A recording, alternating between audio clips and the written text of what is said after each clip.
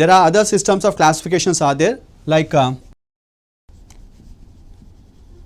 numerical other taxonomy systems called as numerical taxonomy.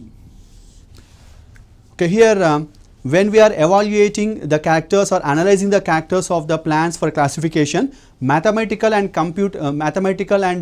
computerized concepts have been, or tabulation of the, or analyzing the characters based on mathematical tables and computerization.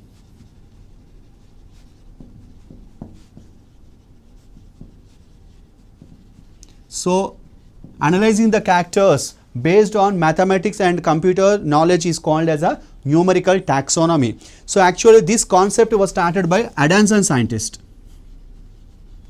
The primary concept or the view of this numerical aspect for classification was given by Adams and scientists, and this numerical taxonomy is based on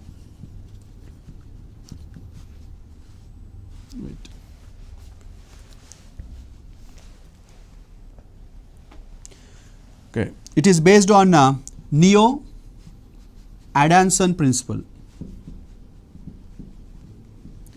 Here both the primitive character and advanced characters are considered, and each and every character is given equal importance. Every character is given equal importance.